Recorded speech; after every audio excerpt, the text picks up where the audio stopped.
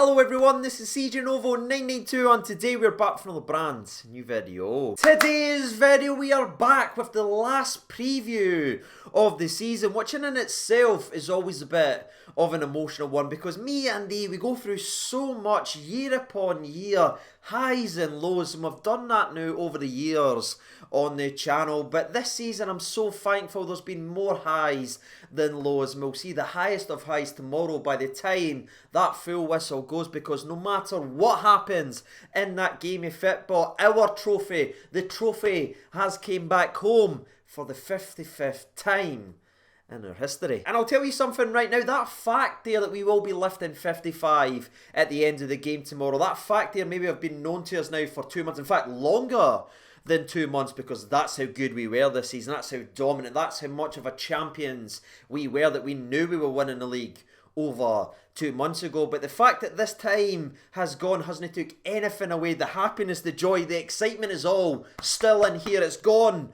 through the old veins right now, ladies and gentlemen. I feel like a kid at Christmas, and I'm sure every single person tuning in to today's video is feeling the exact same as me, and they're itching and counting the seconds to see that title lifted. Honestly, the plums are well and truly plumping, ladies and gentlemen, and as we are all G'ing up and as we're feeling it right now, as always, just a cheap wee reminder as we are closing in on 50k, thanks to the incredible support over the last couple of days. We have chopped it down to 1.2 thousand away now from 50k, so if we can keep that momentum up, keep spreading the word about the channel, let's try to reach 50k this weekend to make this weekend right here the weekend of all weekends. But even the fact that I was pretty cheap and I was pretty cheeky there, that doesn't take away from the feeling that I've got right now racing through the old veins. So let's get in to the actual video then, shall we? And as always, we will transition in and start off with the old oppositional preview for the last time again this season by having a look at tomorrow's opposition, and that is Aberdeen, who will finish the season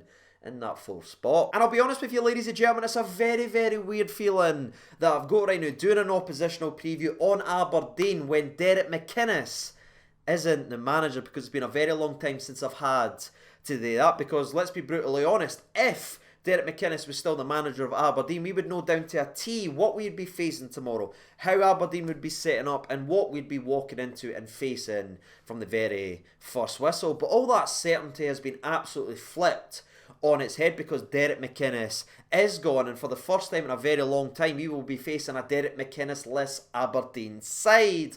And that fact right there for me is very, very fitting, and it's one of these storylines that you're actually talking about, because let's not forget Derek McInnes had the opportunity and the chance to become the Rangers manager not too long ago. Now, sorry for reminding a lot of people about that, but Derek McInnes shat it, and thankfully so. But when the man shat it, he decided to stay with Aberdeen, and now that Rangers are going ahead and going to lift that title versus Aberdeen, their 55th title, Derek McInnes isn't even there because his bags were packed and he was sacked. Honestly, when you think about that and you look at all the avenues and the way the storylines have all sort of lined up and went level this season, it's funny how football works. But interesting storylines and fun subplots to one side, let's get to the actual football then, shall we? Because Aberdeen are now managed by Stephen Glass, and I think one of the biggest changes right away that from this Aberdeen side to the team that we've bet already previously this season under Derek McInnes is the fact that this 3 at the back / 5 at the back formation that Derek McInnes loved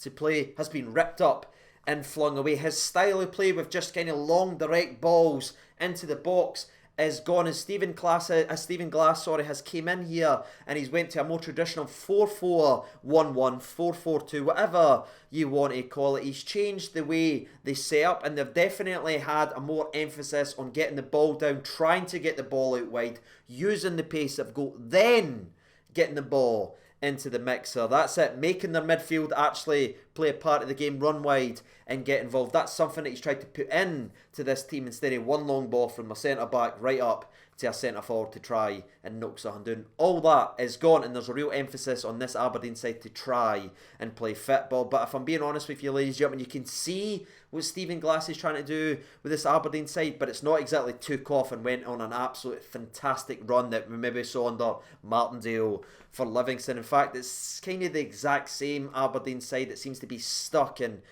a taking one step forward, 2 steps back, as the old GTA song used to play on the radio. And I think that's summarised by his run so far in the league. Just focusing on just his league performances so far as manager, he's played 5 games, 2 wins, 1 draw and 2 losses, and that actually leads us directly into their most recent game where they had a do-or-die game versus Hibs to get that battle for third place. If Aberdeen won that, it was all to play for going in to the last game. They were at home, they needed a performance, they were gearing up, the players were ready, but they couldn't go and get the job done as Hibs went up to their ground and bet them 1-0 and finished officially third and won the battle versus Aberdeen. And with that being said, that's us kind of done and dusted with the old oppositional preview. They're still a dangerous side. Yes, they are kind of hit and miss with their form, but when they want to turn it on, they are a dangerous outfit to play against, and you saw that with the couple of games under Stephen Glass. And I think if you look at it, a lot of these Aberdeen players know their days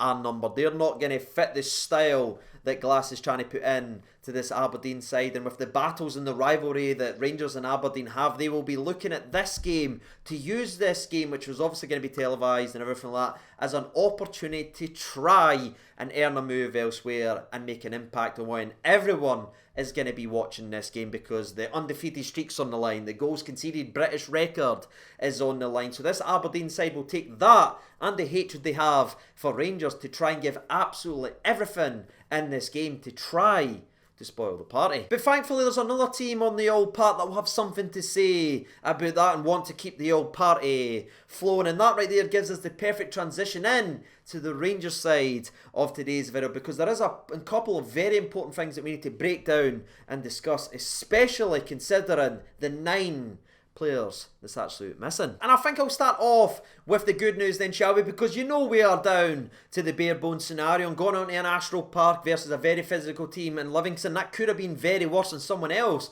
God forbid, could have picked up a natural knock. But the good news is every single player who played on Wednesday has thankfully came through and is fully fit and available for selection on tomorrow, including Connor Goldson, who after he plays 30 minutes versus Aberdeen will pass the 5,000 minutes played mark. That there is stupid, ladies and gentlemen. Every single minute of every single game, that is what Connor Goldson has played this season, and the fact that he isn't a finalist for the 4 players of the year in this country genuinely makes me sick, considering the fact we've already broken the clean sheet record, and he's a massive part of that. He scored massive goals, and he's a massive cog in the machine as well, because it's his long through balls from the midfield to the attack and everything that he can slice through teams. And for me, he's been excellent, and to play every single minute of every single game in a record-breaking season, not to make it to the final 4 for Player of the Year, is genuinely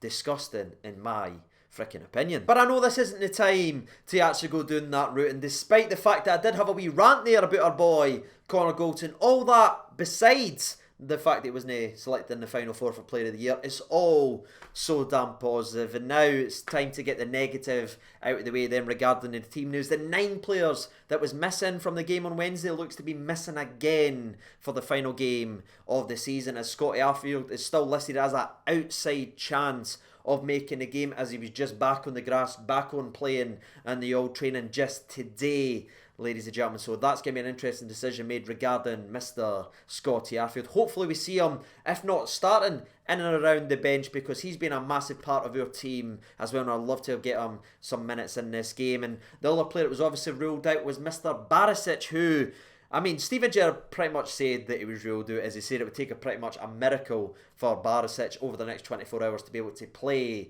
in this game. So you know what that means, ladies and gentlemen. All aboard the Joe Aribo frickin' Express. I'll tell you something right now, after the performance that he put in versus Livingston and the incredible praise that Steven Gerrard gave him and everything he said to, honestly, it gave me goosebumps listening to it, so I can't imagine what Joe Aribo felt. But again, we broke that down in yesterday's player ratings video, so I'm not going to sit and repeat that. But if you haven't seen it, definitely go and check yesterday's video. I mean, the highest praise from one of the best players of his generation. But with that being said, that's us kind of done and dusted, ladies and gentlemen. We know this Rangers team is down to the barest of bare bones, but we saw quality on Wednesday. We know we've got so much ability, we've got so many players who want to make this season as special as it possibly can. So I think it's all gearing up to be a fantastic game tomorrow. tomorrow. Aberdeen will certainly be looking to spoil the party, but we've got the boys who want to keep that party going, and I'm expecting a fiery encounter where both teams will be really looking to push, but I just think we've got too much quality, and that's where I'm going to go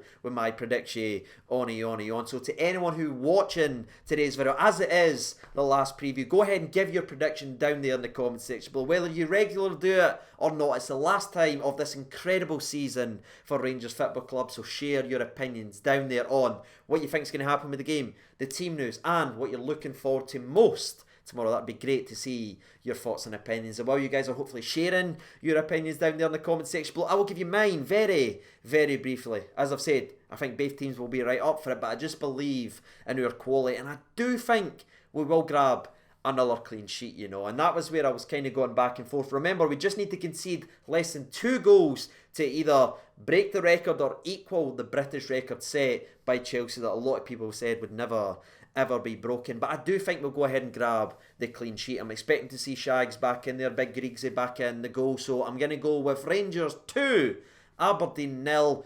Goal from Alfredo Morelos. I mean, it's just written in the stars, and I'm going to stick with our boy Ryan Kent, because the way he's playing right now is absolutely frightening. Nobody can get near him, and I'm expecting to see that continue versus Aberdeen. And that's it for the old previews for this season. Thank you to everyone who's been on this journey for the many, many years we've been doing this, and to everyone who's came and joined the nation this season. Thank you so much for all your support. That's it, done and dusted. Now all that's left for us today now is go in to tomorrow's game and hopefully enjoy every single second, because we deserve to enjoy every single second. So enjoy yourselves, ladies and gentlemen. I was thinking about maybe doing a live watch along just for the last game versus Aberdeen. I don't know, ladies and gentlemen. I didn't like doing it because I get so into the game, but as it's the last game of the season, what do you think? Let me know down there in the comment section below. But aye, I'm officially done and dusted, ladies and gentlemen. I'll see you tomorrow after the game, maybe during the game, depending on what you say in the comment section below. But until then, I've been CJ92. Thank you so much for watching.